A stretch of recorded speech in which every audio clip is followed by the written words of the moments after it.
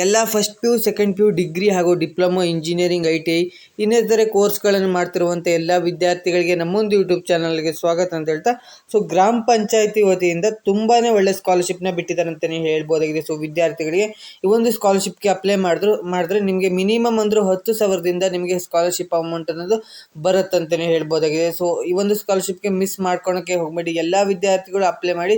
ಈಗಾಗಲೇ ಈ ಒಂದು ಸ್ಕಾಲರ್ಶಿಪ್ಗೆ ಅರ್ಜಿ ಹಾಕೋಕ್ಕೆ ಶುರುವಾಗಿದೆ ಅಂತಲೇ ಹೇಳ್ಬೋದಾಗಿದೆ. ಸೊ ಯಾರು ಕೂಡ ಮಿಸ್ ಮಾಡ್ಕೊಳಕ್ಕೆ ಹೋಗಬೇಡಿ. ಸೊ ಎಲ್ಲರೂ ಕೂಡ ಅಪ್ಲೈ ಮಾಡಿ ಈ ಒಂದು ಸ್ಕಾಲರ್ಶಿಪ್ಗೆ. ಸೊ ಈ ಒಂದು ಸ್ಕಾಲರ್ಶಿಪ್ಗೆ ಅಪ್ಲೈ ಮಾಡೋಕ್ಕೆ ಯಾರು ಎಲಿಜಿಬಲ್ ಆಗಿರ್ತಾರೆ, ಯಾರು ನಾಟ್ ಎಲಿಜಿಬಲ್ ಆಗಿರ್ತಾರೆ, ಸೊ ಏನೆಲ್ಲ ಡಾಕ್ಯುಮೆಂಟ್ಸ್ ಅನ್ನೋದು ಬೇಕಾಗುತ್ತೆ ಈ ಒಂದು ಸ್ಕಾಲರ್ಶಿಪ್ಗೆ ಅಪ್ಲೈ ಮಾಡೋಕ್ಕೆ, ಮತ್ತು ಯಾವ ವೆಬ್ಸೈಟಲ್ಲಿ ಅಪ್ಲೈ ಮಾಡೋದು, ಹೇಗೆ ಅಪ್ಲೈ ಮಾಡೋದು, ಅಥವಾ ಗ್ರಾಮ ಪಂಚಾಯತಿ ಆಫೀಸಿಗೆ ಹೋಗ್ಬಿಟ್ಟು ಅಪ್ಲೈ ಮಾಡ್ಬೇಕಾ ಹೇಗೆ ಅಂತ ಎಲ್ಲದನ್ನು ಕಂಪ್ಲೀಟಾಗಿ ತಿಳಿಸ್ಕೊಡ್ತಾ ಹೋಗ್ತೀನಿ. ಸೊ ಹಾಗೆ ಹೋದ ವರ್ಷ ಅಪ್ಲೈ ಮಾಡಿದಂಥ ವಿದ್ಯಾರ್ಥಿಗಳಿಗೆ ಈ ಒಂದು ಸ್ಕಾಲರ್ಶಿಪ್ಗೆ ಅಮೌಂಟ್ ಅನ್ನೋದು 100% ಜಮಾ ಆಗಿದೆ ಅಂತಲೇ ಹೇಳ್ಬೋದಾಗಿದೆ. ಸೊ 10,000 ಅಮೌಂಟ್ ಅನ್ನೋದು ಬಂದಿದೆ ಅಂತಲೇ ಹೇಳ್ಬೋದು. ಸೊ ಕೆಲವೊಂದಿಷ್ಟು ವಿದ್ಯಾರ್ಥಿಗಳಿಗೆ 12,000 ಬಂದಿದೆ. ಸೊ ಅವ್ರು ಏನು ಡಾಕ್ಯುಮೆಂಟ್ಸ್ ಹೇಗೆ ಕೊಟ್ಟಿರ್ತಾರೆ, ಸೊ ಅದ್ರ ಮೇಲೆ ಡಿಪೆಂಡ್ ಆಗುತ್ತೆ ನಿಮ್ಮ ಸ್ಕಾಲರ್ಶಿಪ್ ಅಮೌಂಟ್ ಅನ್ನೋದು.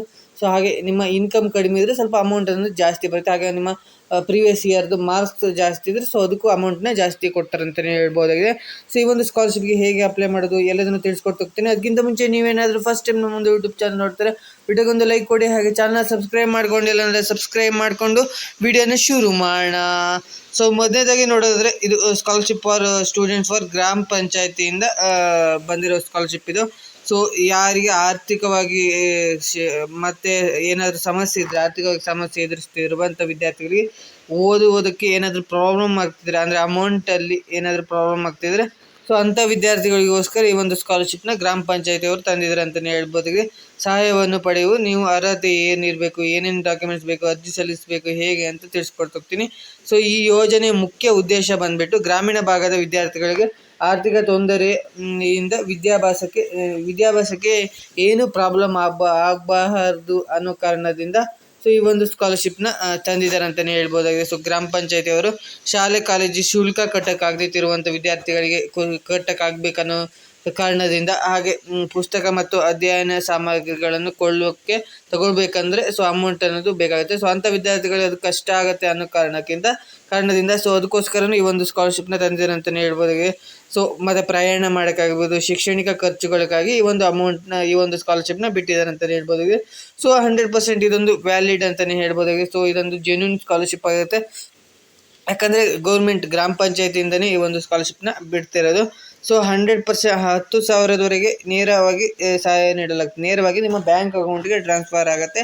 ಸೊ ಯಾವುದೇ ರೀತಿ ಬೇರೆ ಎಲ್ಲೂ ಹೋಗಲ್ಲ, ನಿಮ್ಮ ಬ್ಯಾಂಕ್ ಅಕೌಂಟಿಗೆ ಬರುತ್ತೆ ಅಂತಲೇ ಹೇಳ್ಬೋದಾಗಿದೆ. ಸೊ ಅಮೌಂಟ್ ಬಂದುಬಿಟ್ಟು ಅರ್ಹತೆ ಏನೇನು ಇರಬೇಕಂದ್ರೆ, ನೀವು ವಾಸಸ್ಥಳ ಕರ್ನಾಟಕ ಗ್ರಾಮೀಣ ಪ್ರದೇಶದ ನಿವಾಸಿ ಆಗಿರ್ಬೇಕು. ಅಂದರೆ ಗ್ರಾಮೀಣ ಪ್ರದೇಶ ಅಂದರೆ ವಿಲೇಜ್, ಅಂದರೆ ಯಾವುದು ಸಿಟಿ ಅಲ್ಲ, ಯಾವುದಾದ್ರು ಹಳ್ಳಿ ಅಥವಾ ಹಳ್ಳಿಯ ನಿವಾಸಿ ಆಗಿದ್ದರೆ ನಿಮಗೆ 100% ನಿಮ್ಮ ವಿಲೇಜ್ ಆಗಿದ್ದರೆ 100% ಅಮೌಂಟ್ ಅನ್ನೋದು ಬಂದೇ ಬರುತ್ತೆ. ಸಿಟಿಯವರು ಕೂಡ ಅಪ್ಲೈ ಮಾಡ್ಬೋದು, ಅಮೌಂಟ್ ಬರೋ ಚಾನ್ಸಸ್ ಕಡಿಮೆ ಇರುತ್ತೆ. ಹಳ್ಳಿಯ ವಿದ್ಯಾರ್ಥಿಗಳು ಅಪ್ಲೈ ಮಾಡಿದ್ರೆ 100% ನಿಮಗೆ ಅಮೌಂಟ್ ಅನ್ನೋದು ಜಮಾ ಬಂದೇ ಬರುತ್ತೆ ಅಂತಲೇ ಹೇಳ್ಬೋದಾಗಿದೆ. ಸೊ ನಾಗರಿಕತೆ ಭಾರತೀಯರು ಆಗಿರಬೇಕು, ಇಂಡಿಯನ್ ಸಿಟಿಜನ್ ಆಗಿರಬೇಕು. ಮತ್ತು ವ್ಯಾಸಂಗ ಬಂದುಬಿಟ್ಟು 10ನೇ ತರಗತಿ ಅಥವಾ ಫಸ್ಟ್ PU, ಡಿಪ್ಲೊಮೊ, ಡಿಗ್ರಿ ಎಲ್ಲ ವಿದ್ಯಾರ್ಥಿಗಳು, ಆಲ್ಮೋಸ್ಟ್ ಎಲ್ಲ ವಿದ್ಯಾರ್ಥಿಗಳು 10ನೇ ತರಗತಿ ನಂತರದ ಎಲ್ಲ ವಿದ್ಯಾರ್ಥಿಗಳು ಕೂಡ ಈ ಒಂದು ಸ್ಕಾಲರ್ಶಿಪ್ಗೆ ಅಪ್ಲೈ ಮಾಡೋಕ್ಕೆ ಎಲಿಜಿಬಲ್ ಆಗಿರ್ತಾರೆ. 10ನೇ ತರಗತಿ ವಿದ್ಯಾರ್ಥಿಗಳು ಅಪ್ಲೈ ಮಾಡ್ಬೋದು ಅಂತ ಕೇಳಿದ್ರೆ ಹೌದು, 10ನೇ ತರಗತಿ ವಿದ್ಯಾರ್ಥಿಗಳು ಅಪ್ಲೈ ಮಾಡ್ಬೋದಾಗಿರುತ್ತೆ. ಸೊ ಕುಟುಂಬದ ಆದಾಯ ವರ್ಷಕ್ಕೆ 2.5 ಲಕ್ಷಕ್ಕಿಂತ ಕಡಿಮೆ ಇರಬೇಕಾಗುತ್ತೆ. ಕುಟುಂಬದ ಆದಾಯ ಬಂದುಬಿಟ್ಟು ವರ್ಷಕ್ಕೆ 2.5 ಲಕ್ಷಕ್ಕಿಂತ ಕಡಿಮೆ ಇರಬೇಕಾಗುತ್ತೆ. ಅದಕ್ಕಿಂತ ಜಾಸ್ತಿ ಇದ್ದರೆ ನೀವು ಅಪ್ಲೈ ಮಾಡೋಕ್ಕೆ ಎಲಿಜಿಬಲ್ ಆಗಿರಲ್ಲ. ಸೊ ಇದನ್ನು ಹೇಗೆ ನೋಡೋದಂದರೆ, ನಿಮ್ಮ ಒಂದು ಜಾತಿ ಆದಾಯ ಪ್ರಮಾಣ ಪತ್ರ ಇನ್ಕಮ್ ಸರ್ಟಿಫಿಕೇಟಲ್ಲಿ ಮೆನ್ಷನ್ ಮಾಡಿರ್ತಾರೆ ಎಷ್ಟು ಅಮೌಂಟು ನಿಮ್ಮ 1 ಇಯರ್ ಆದಾಯ ಅಂತ. ಸೊ ಅಷ್ಟು ಅದಕ್ಕಿಂತ ಕಡಿಮೆ ಇರಬೇಕು, 2.5 ಲ್ಯಾಕ್ಕಿಂತ ಕಡಿಮೆ ಇರಬೇಕಾಗುತ್ತೆ. ಹಿಂದಿನ ಫಲಿತಾಂಶ ಅಂದರೆ ನೀವು 10th ಓದ್ತಿದ್ರೆ 9th 60% ಇರಬೇಕಾಗುತ್ತೆ. ನೀವೇನಾದರೂ ಫಸ್ಟ್ PU ಓದ್ತಿದ್ರೆ ನಿಮಗೆ 10th 60% ಇರಬೇಕಾಗುತ್ತೆ. ನೀವೇನಾದರೂ ಸೆಕೆಂಡ್ PU ಓದ್ತಿದ್ರೆ ಫಸ್ಟ್ PUದು 60% ಮಾರ್ಕ್ಸ್ 60% ಮೇಲೆ ಇರಬೇಕಾಗುತ್ತೆ. ಸೊ ಹಾಗೆ ನೀವೇನಾದರೂ ಡಿಗ್ರಿ ಏನಾದರೂ ಫಸ್ಟ್ ಇಯರ್ ಸೆಕೆಂಡ್ ಇಯರ್ ಓದ್ತಿದ್ರೆ ಫಸ್ಟ್ ಸೆಮಿಸ್ಟರ್ ಸೆಕೆಂಡ್ ಸೆಮಿಸ್ಟರ್ ಎರಡು ಸೇರಿಸ್ಬಿಟ್ಟು ನಿಮಗೆ 60% ಮೇಲೆ ಇದ್ದರೆ ಅಲ್ಲಿ CGP ಅಂತ ಕೊಡ್ತಾರೆ. ಸೊ ಅದನ್ನು ಹಾಕಬೇಕಾಗುತ್ತೆ. ಸೊ ಇದ್ರೆ ಅಪ್ಲೈ ಮಾಡೋಕ್ಕೆ ಎಲಿಜಿಬಲ್ ಆಗಿರ್ತಾರೆ ಈ ಒಂದು ಸ್ಕಾಲರ್ಶಿಪ್ಗೆ. ಏನೆಲ್ಲ ಡಾಕ್ಯುಮೆಂಟ್ಸ್ ಈ ಒಂದು ಸ್ಕಾಲರ್ಶಿಪ್ಗೆ ಅಪ್ಲೈ ಮಾಡೋಕ್ಕೆ ಬೇಕಂತ ಹೇಳಿದ್ರೆ, ಸೊ ಫೋಟೋ, ನಿಮ್ಮ ಪಾಸ್ಪೋರ್ಟ್ ಸೈಜ್ ಫೋಟೋ 2 ಬೇಕಾಗುತ್ತೆ. ಸೊ ಅಪ್ಲೋಡ್ ಮಾಡೋಕ್ಕೆ. ಸೊ ಅದಕ್ಕೋಸ್ಕರ 2 ಪಾಸ್ಪೋರ್ಟ್ ಸೈಜ್ ಫೋಟೋ ಬೇಕಾಗುತ್ತೆ. ನೆಕ್ಸ್ಟು ಆಧಾರ್ ಕಾರ್ಡ್ ಬೇಕಾಗುತ್ತೆ. ಸೊ ಆಧಾರ್ ಕಾರ್ಡು ಮತ್ತು ನಿಮ್ಮ ಬ್ಯಾಂಕ್ ಅಕೌಂಟು, ಮೊಬೈಲ್ ನಂಬರ್ 3 ಕೂಡ ಕರೆಕ್ಟಾಗಿ ಲಿಂಕ್ ಆಗಿರಬೇಕು. ಸೊ ಕರೆಕ್ಟಾಗಿ ಲಿಂಕ್ ಆಗಿದ್ದರೆ ಮಾತ್ರ ನೀವು ಈ ಒಂದು ಸ್ಕಾಲರ್ಶಿಪ್ಗೆ ಅಪ್ಲೈ ಮಾಡಿದ್ರೆ ನಿಮ್ಮ ಅಮೌಂಟ್ ಅನ್ನೋದು ಬರುತ್ತೆ. ಮತ್ತು ಕರೆಕ್ಟಾಗಿ ನಿಮ್ಮ ನೇಮು ಮತ್ತು ಆಧಾರ್ ಕಾರ್ಡಲ್ಲಿರುವ ನೇಮು, ಹಾಗೆ ಆ ಮಾರ್ಕ್ಸ್ ಕಾರ್ಡಲ್ಲಿರುವಂಥ ನೇಮು ಎಲ್ಲ ಕಡೆ ಸೇಮ್ ನೇಮ್ ಆಗಿರಬೇಕು. ಏನಾದರೂ ಚೇಂಜಸ್ ಇದ್ದರೆ ನಿಮಗೆ ಅಮೌಂಟ್ ಅನ್ನೋದು ಬರಲಾಗಿರುತ್ತೆ. ಸೊ ಹಾಗೆ ರೇಷನ್ ಕಾರ್ಡ್ ಇರಬೇಕಾಗುತ್ತೆ. ಮತ್ತು ಶಾಲೆ ಕಾಲೇಜಿನ ಗುರುತಿನ ಕಾರ್ಡ್, ಅಂದರೆ ನಿಮ್ಮ ವ್ಯಾಸಂಗ ಮಾಡ್ತಿರುವ ಕಾರ್ಡ್ ಇರಬೇಕಾಗುತ್ತೆ. ಇಲ್ಲಾಂದರೆ ನಿಮ್ಮ ಒಂದು ID ಕಾರ್ಡ್ ಇದ್ದರೂ ಆಗುತ್ತೆ. ಸೊ ಅದನ್ನು ಕೂಡ ಅಪ್ಲೋಡ್ ಮಾಡ್ಬೋದಾಗುತ್ತೆ. ನೆಕ್ಸ್ಟ್ ಹಿಂದಿನ ವರ್ಷದ ಅಂಕಪಟ್ಟಿ, ನೀವು ಯಾವುದು ಓದ್ತಿರ್ತೀರೋ ಸೊ ಅದ್ರ ಹಿಂದಿನ ವರ್ಷದ ಅಂಕಪಟ್ಟಿ ಇರಬೇಕಾಗುತ್ತೆ. ಸೊ ಮಾರ್ಕ್ಸ್ ಕಾರ್ಡ್ ಅಂತಾರಲ್ಲ, ಸೊ ಮಾರ್ಕ್ಸ್ ಕಾರ್ಡ್ ಇರಬೇಕಾಗುತ್ತೆ. ಫಸ್ಟ್ PU ಅಥವಾ ಸೆಕೆಂಡ್ PU ಓದ್ತಿದ್ರೆ ಫಸ್ಟ್ PU ಮಾರ್ಕ್ಸ್ ಕಾರ್ಡ್ ಆಗಿರುತ್ತೆ. ಸೊ ಫಸ್ಟ್ PU ಓದ್ತಿದ್ರೆ 10th ಮಾರ್ಕ್ಸ್ ಕಾರ್ಡ್ ಆಗುತ್ತೆ. 60% ಎಬೋ ಇದ್ದರೆ ನೀವು ಒಂದು ಸ್ಕಾಲರ್ಶಿಪ್ಗೆ ಅಪ್ಲೈ ಮಾಡ್ಬೋದಾಗುತ್ತೆ. ನೆಕ್ಸ್ಟ್ ಆದಾಯ ಪ್ರಮಾಣ ಪತ್ರ, ಅಂದರೆ ಜಾತಿ ಆದಾಯ ಪ್ರಮಾಣ ಪತ್ರ, ಇನ್ಕಮ್ ಸರ್ಟಿಫಿಕೇಟ್ ಅಥವಾ ಕ್ಯಾಸ್ಟ್ ಸರ್ಟಿಫಿಕೇಟ್ ಅಂತಾರಲ್ಲ, ಸೊ ಅದು ಬೇಕಾಗುತ್ತೆ. ಯಾಕಂದರೆ ನಿಮ್ಮ ಒಂದು ಇದನ್ನು ಏನಂದರೆ ಅದರಲ್ಲಿ RD ನಂಬರ್ ಅಂತ ಇರುತ್ತೆ. ಸೊ ಅದನ್ನು ಇಂಪಾರ್ಟೆಂಟಾಗಿ ಅಪ್ಲೋಡ್ ಮಾಡಬೇಕಾಗುತ್ತೆ. ಸೊ ಅದಕ್ಕೋಸ್ಕರ ನೆಕ್ಸ್ಟ್ ವಾಸ ಪ್ರಮಾಣ ಪತ್ರ ಅನ್ನೋದು ಬೇಕಾಗುತ್ತೆ. ಅಂದರೆ ನೀವು ಎಲ್ಲಿ ವಾಸ ಮಾಡ್ತೀರ ಅಂತ ಗೊತ್ತಾಗಬೇಕಲ್ಲ. ಸೊ ಗ್ರಾಮ ಪಂಚಾಯತಿ ವತಿಯಿಂದ ಬಂದಿರೋ ಸ್ಕಾಲರ್ಶಿಪ್ ಆಗಿರೋದ್ರಿಂದ, ಅಂದರೆ ಇದು ಹೆಚ್ಚಿನ ಗ್ರಾಮೀಣ ವಿದ್ಯಾರ್ಥಿಗಳಿಗೆ ಕೊಡಬೇಕಾಗಿರೋ ಕಾರಣದಿಂದ ಸೊ ಈ ಒಂದು ಸ್ಕಾಲರ್ಶಿಪ್ನ ಅದಕ್ಕೋಸ್ಕರ ವಾಸ ಪ್ರಮಾಣ ಪತ್ರವನ್ನು ಬೇಕಾಗುತ್ತೆ. ಸೊ ಅದರಲ್ಲಿರುವಂಥ ಒಂದಷ್ಟು ಡೀಟೇಲ್ಸ್ನ ಫಿಲ್ ಮಾಡಬೇಕಾಗುತ್ತೆ. ನಿಮ್ಮ ವಿಲೇಜ್ ಆಗಿರ್ಬೋದು, ಯಾವ ಪಿನ್ ಕೋಡ್ ಆಗಿರ್ಬೋದು, ಯಾವ ಡಿಸ್ಟಿಕ್ಕು, ಯಾವ ಸ್ಟೇಟು, ಅಡ್ರೆಸ್ ಲೈನ್ ಎಲ್ಲ ಫಿಲ್ ಮಾಡಬೇಕಾಗುತ್ತೆ. ಸೊ ಅಷ್ಟೇ. ನೆಕ್ಸ್ಟ್ ಬ್ಯಾಂಕ್ ಖಾತೆ, ಪಾಸ್ಬುಕ್ಕು, ಆಧಾರ್ ಲಿಂಕ್ ಆಗಿರಬೇಕಾಗುತ್ತೆ. ನೆಕ್ಸ್ಟ್ ಇಷ್ಟೇನೋ ಡೀಟೇಲ್ಸ್ ಏನೋ ಬೇಕಾಗುತ್ತೆ. ಸೊ ಇದಿಷ್ಟು ಡೀಟೇಲ್ಸ್ ಇದ್ದರೆ ನೀವು ಅಪ್ಲೈ ಮಾಡೋಕ್ಕೆ ಎಲಿಜಿಬಲ್ ಆಗುತ್ತೀರ. ನೆಕ್ಸ್ಟ್ ಅರ್ಜಿ ಸಲ್ಲಿಸುವ ವಿಧಾನ ಬಂದುಬಿಟ್ಟು ಆನ್ಲೈನಲ್ಲಿ ಅಪ್ಲೈ ಮಾಡ್ಬೋದು. ನಿಮ್ಗೆ ಏನಾದರೂ ಆನ್ಲೈನಲ್ಲಿ ಅಪ್ಲೈ ಮಾಡೋಕ್ಕಾಗಿಲ್ಲ ಅಂದರೆ ನೀವೇನಿಲ್ಲ, ಗ್ರಾಮ ಪಂಚಾಯತಿಗೆ ಹೋಗಿಬಿಟ್ಟು ನೀವು ಕೇಳ್ಬೋದಾಗಿರುತ್ತೆ, ನಮಗೆ ಈ ಥರದೊಂದು ಸ್ಕಾಲರ್ಶಿಪ್ ಇದೆ, ಸೊ ಈ ಒಂದು ಸ್ಕಾಲರ್ಶಿಪ್ಗೆ ನಾವು ಅಪ್ಲೈ ಮಾಡಬೇಕಾಗಿದೆ. ಸೊ ಅಪ್ಲೈ ಮಾಡೋಕ್ಕೆ ನಮಗೊಂದು ಫಾರ್ಮ್ನ ಕೊಡ್ತೀರಾ ಅಂತ ಕೇಳಿದ್ರೆ ಅವ್ರು ಫಾರ್ಮ್ನ ಕೊಡ್ತಾರೆ. ಸೊ ಆ ಒಂದು ಫಾರ್ಮ್ನ ನೀವು ಫಿಲ್ ಮಾಡಿಬಿಟ್ಟು ಅಲ್ಲೇ ಸಬ್ಮಿಟ್ ಮಾಡಿದ್ರೆ ಅವರೇ ಅಪ್ಲಿಕೇಶನ್ ಹಾಕ್ಕೊಡ್ತಾರೆ. ಇಲ್ಲ ಅಂದರೆ ನೀವು ಅವ್ರಿಗೆ ಹೇಳಿದ್ರು, ಅವರೇ ಗ್ರಾಮವನ್ನು ಅಥವಾ ಗ್ರಾಮ ಪಂಚಾಯತಿಗೆ ಹೇಳಿದ್ರು, ಅವರೇ ನಿಮ್ಮ ಅಪ್ಲಿಕೇಶನ್ನ ಹಾಕ್ಕೊಡ್ತಾರೆ. ಈ ಒಂದು ಸ್ಕಾಲರ್ಶಿಪ್ನ ಹಾಕ್ಕೊಡ್ತಾರೆ. ಸೊ ಏನು ಟೆನ್ಷನ್ ಮಾಡ್ಕೊಂಡು ಹೋಗ್ಬೇಡಿ. ನೀವು ಅಪ್ಲೈ ಮಾಡೋಕ್ಕಾಗಿಲ್ಲ ಆನ್ಲೈನಲ್ಲಿ ಅಂದರೆ ನೀವು ಅಲ್ಲೂ ಕೂಡ ಹೋಗಿ ಸ್ಕಾಲರ್ಶಿಪ್ನ ಹಾಕ್ಬೋದಾಗಿರುತ್ತೆ. ನೆಕ್ಸ್ಟ್ ಅಧಿಕೃತ ವೆಬ್ಸೈಟ್ಗೆ ಭೇಟಿ ನೀಡಿ. ಸೊ ಈ ಒಂದು ವೆಬ್ಸೈಟ್ ಕಾಣ್ತಿದೆಯಲ್ಲ, ಸೊ ಈ ವೆಬ್ಸೈಟ್ ಲಿಂಕ್ನ ನಾನು ಡಿಸ್ಕ್ರಿಪ್ಷನ್ ಅಥವಾ ಕಮೆಂಟ್ ಸೆಕ್ಷನಲ್ಲಿ ಪಿನ್ ಮಾಡಿರ್ತೀನಿ. ಸೊ ಇಲ್ಲಿ ನೋಡ್ಬೋದು rdpr.karnataka.government.in ಅಂತ ವೆಬ್ಸೈಟ್ನ ಕ್ಲಿಕ್ ಮಾಡಿದ್ರೆ ಸೊ ನಿಮಗೆ ಒಂದು ಗೌರ್ಮೆಂಟ್ ವೆಬ್ಸೈಟ್ ಓಪನ್ ಆಗುತ್ತೆ, ಗ್ರಾಮ ಪಂಚಾಯತಿ ವೆಬ್ಸೈಟ್ ಓಪನ್ ಆಗುತ್ತೆ. ಅಲ್ಲಿ ಸ್ಟೂಡೆಂಟ್ ಸ್ಕಾಲರ್ಶಿಪ್ ಅಪ್ಲಿಕೇಶನ್ ಅಥವಾ ಗ್ರಾಮ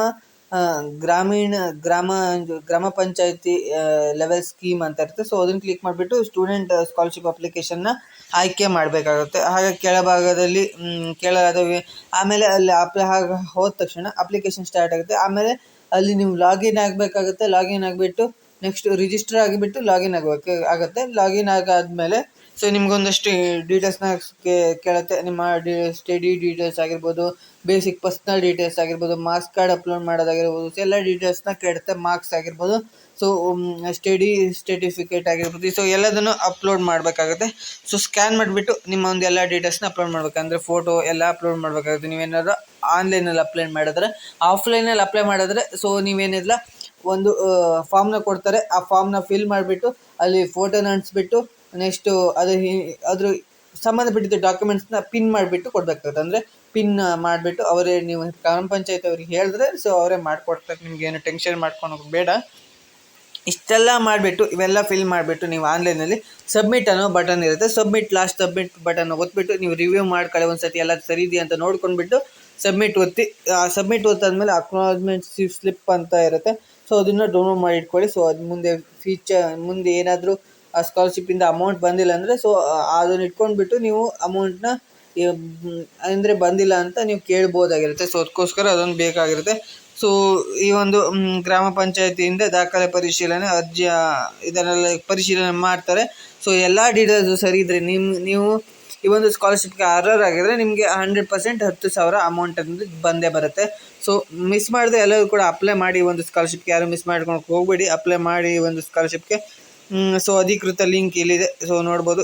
ಏನಾದರೂ ನಿಮ್ಗೆ ಇಲ್ಲಿ ಅಪ್ಲೈ ಮಾಡೋಕ್ಕೆ ಗೊತ್ತಾಗಲಿಲ್ಲ ಅಂದರೆ ಗ್ರಾಮ ಪಂಚಾಯತಿ ಕಚೇರಿಗೆ ಹೋಗ್ಬಿಟ್ಟು ನೀವು ಅಪ್ಲೈ ಮಾಡ್ಬೋದಾಗಿರುತ್ತೆ. ಸೊ ಡೀಟೇಲ್ಸ್ನೆಲ್ಲ ಕೇಳಿಬಿಟ್ಟು.